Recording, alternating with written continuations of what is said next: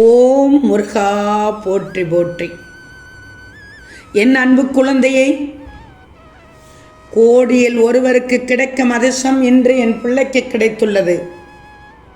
வாய்ப்பை நழுவ விட்டு விடாதே, நன்கு பயன்படுத்திக்கோ. அனைவருக்கும் இந்த பாக்கியம் கிடைக்காது.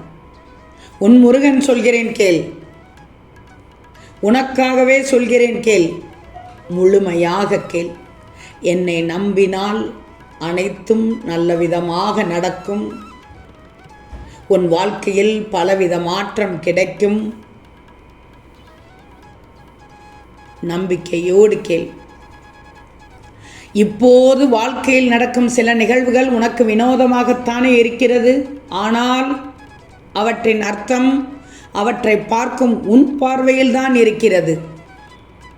நல்லதையும் கெட்டதையும் பிரிக்கக்கூடிய ஞானத்தை இந்த முருகன் உன் மனதில் விதைத்துள்ளேன். நீ தவறான புரிதலின் பாதையில் போகும்போதெல்லாம் இந்த முருகன் ஏதோ ஒரு வடிவில் உன் முன் வந்து உனக்கு வழிகாட்டி கொண்டிருக்கிறேன். நீ நினைத்திருப்பதைப் போல நான் எப்போதும் உன்னோடு இருக்கிறேன். என் தங்கப்பிள்ளையிடம்தான் நான் இருக்கிறேன். உன் குணம் பற்றி எனக்கு தெரியும். உன்னுடைய அருமை மற்றவர்களுக்கு புரிந்தால் என்ன, புரியாவிட்டால் என்ன? நீ நேர் வழியில் சென்று கொண்டிருக்கிறாய். நல்லது மட்டும் செய்து கொண்டிருக்கிறாய். உன் ஒவ்வொரு அடியையும் நான் கண்காணித்து கொண்டுதான் வருகிறேன். எப்படி நீ உன் வாழ்க்கை பயணத்தை நகர்த்தி சென்று கொண்டிருக்கிறாய் என்பதையும் பார்த்து கொண்டிருக்கிறேன். ஆகவே அஞ்சாதே என் தங்கமே, நல்லதே நடக்கும். அதனால்தான் உன் முருகன் உனக்காகவே சொல்கிறேன், கோடியில் ஒருவருக்கு கிடைக்கும் ராஜ யோகம் உனக்கு கிடைக்கப் போகிறது. உன் உள்ளத்தில் தைரியத்தை மட்டும் எப்போது பிடிச்சிக்கோ. இந்த முருகன் அருளால் உன் வாழ்க்கை ஒளியால் நிறையப் போகிறது. சந்தோஷத்தால் ததும்பப் போகிறது. இந்த உலகில் எத்தனையோ தெய்வங்கள் இருந்தாலும் அவற்றையெல்லாம் என் பிள்ளை விட்டுவிட்டு இந்த அப்பா முருகனையே உன் கதி என ஏற்றுக்கொண்டாயே. அப்படியான பிள்ளைக்கு வாழ்க்கையில் ஏற்பட்ட ஒவ்வொரு துன்பத்தையும் சுமப்பது இந்த முருகனின் கடமைதானே. கர்ம வினையால் காலத்தின் சூழல்கள் உன்னை வாட்டி வதைத்தாலும் உன் அப்பா நான் இருக்கும்போது துன்பங்களை மூழ்கடிக்க செய்து விடுவேனா? துன்பங்கள் உன்னை மூழ்கடிக்கும் போல் உனக்கு வேண்டுமானால் தோன்றலாம். ஆனால் அது உண்மை அல்ல, அது மெய்யல்ல தங்கமே. அது ஒரு மாயை மட்டும்தான். உன்னை அடியோடு முழுகச் செய்து விடாது. சாதுரியத்தை நான் தருகிறேன். நான் பார்த்து கொள்கிறேன். உன்னை கவலைப்படாதே. நான் உனக்காக தினமும் என் கரங்களை நீட்டி ஆசீர்வதித்துக் கொண்டிருக்கிறேன். நீ கொடுப்பதற்காக நிற்கிறாய் என்றால் உனக்கு தேவையான யாவும் என் பாதத்தில் குவிந்து கொண்டிருக்கிறது. நான் உன் கண்முன் ஏதாவது ஒரு ரூபத்தில் உனக்கு காட்சியளிக்கிறேனா தங்கமே? உன்னிடம் யாசகம் கேட்கிறேன். ஆனால் உனக்கோ என்னை உணர முடியவில்லை. பசியால் துடிக்கும் மனிதனாக கையேந்துகிறேன் உன்னிடம். தாகம் தீர்க்க பறந்தோடி தெரியும் பறவையாக தெரிகிறேன் உன் கண்முன். எதுவுமே உணரவில்லையா நீ? என் ஆலயத்தில் நான் இருக்கிறேன் என்று அங்கு சென்று எனக்கு அத்தனை தேவைகளையும் நீ செய்து கொண்டிருக்கிறாய். ஆனால் ஒன்றே ஒன்று, உன் கண்முன்னே கையேந்தி நிற்கிறேன், கவனிக்க மறுக்கிறாய் தங்கமே. யாரேனும் உன்னிடம் ஏதோ உதவி வேண்டி கையேந்தி நின்றால் காணிக்கை போட்டுவிடு. அது நான் தான். நீ 16 செல்வங்களும் பெற்று நலமோடு வாழ உன் கூடவே வந்து கொண்டிருப்பேன். உன் முருகன் சொல்வதை சற்று புரிந்துக்கோ. உனக்கான உறவு உன்னிடத்தில் வர வேண்டும் தானே? சின்ன சின்ன மனக்கசப்பால் புரிதல் இல்லாமல் இருக்கிறாய்.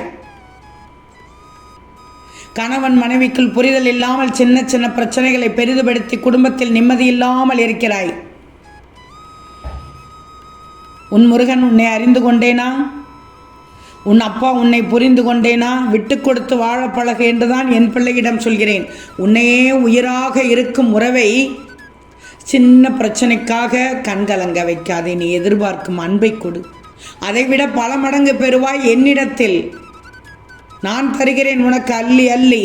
என்ன என்ன வேண்டுமோ, என்ன வேண்டுதல் வைக்கிறாயோ, என்ன கோரிக்கை வைக்கிறாயோ, என்னிடம் என்ன பிரார்த்தனை பண்ணாயோ அத்தனையும் நான் சிறப்பாக வாழ்வதற்கு நான் வேண்டுவன செய்கிறேன். எப்போதும் நீ ஒற்றுமையோடு உன் உறவோடு சிறப்பாக வாழ வேண்டும். அதுதான் உன் அப்பனின் கடமை. யோசிச்சுப்பார்.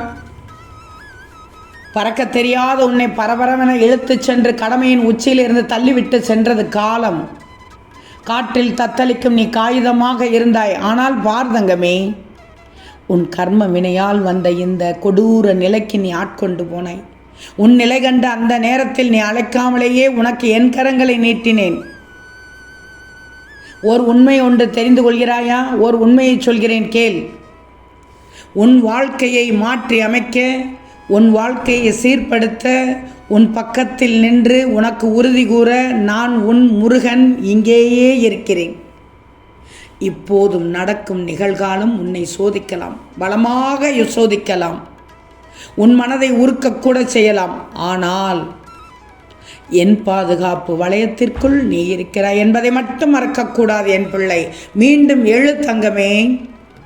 உன் தோல்வி கடைசி அல்ல, தோல்வி நிரந்தரம் அல்ல. வெற்றி பாதை காத்து கொண்டிருக்கிறது. உன் அறிவுக்குள் சிந்தனையாக நான் இருக்கும்போது எதற்கு வீணாக அச்சப்படுகிறாய்? வேண்டாம். சாதாரண புண்ணியம் உனக்கு கிடைக்கவில்லை, கோடியில் ஒருவனுக்கு கிடைக்கும் அதிர்ஷ்டம் புண்ணியம் என் பிள்ளைக்கு கொடுத்துள்ளேன். வாழ்க்கை என்பது ஒரு நீண்ட பயணம்தான், நெடுந்தூர பயணம்தான், கடல் போன்றது. நீண்ட பயணம்தான் தங்கமே, நீண்ட பயத்திற்குரிய காலம் அல்ல. அதில் நீ அங்கு பலரை சந்திக்க வேண்டும். அனைத்து உறவுகளும் பயணங்கள் போல்தான். சிலர் சில நிலையங்களுக்கு மட்டும், சிலர் கடைசி வரைக்கும். என் தங்கமே, நான் ஒருபோதும் உன்னோடு பயணிக்கும் பயணத்தை நிறுத்தவே மாட்டேன். நீ எங்கு சென்றாலும் நான் உன் அருகில் இருப்பேன். எனவே நீ துக்கத்தை தாங்க வைக்கும் உறவுகளை தேர்ந்தெடுக்கிறாயா?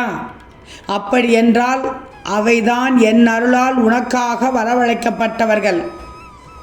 நீயே சொர்க்க பார்க்க விரும்புகிறாய் என்றால் நல்ல மனதுடன் இருக்க மற்றவர்களை அதில் பிரதிபலிக்க வேண்டும். வாழ்க்கையை சிறப்பாக்கும் உறவை என் தெய்வீக அறிவோடு தேர்ந்தெடு. உன் அறிவுக்குள் சிந்தனையாக இந்த முருகன் இருப்பேன். கவலையே படாது. முழுமையாக நம்பிக்கைட்ட என் பிள்ளைக்கு கோடியில் ஒருவருக்கு கிடைக்கும் அதிர்ஷ்டத்தை உனக்கு கிடைக்கச் செய்வேன். இது உன் முருகனின் சத்திய வாக்கு. ஓம் முருகா போற்றி போற்றி.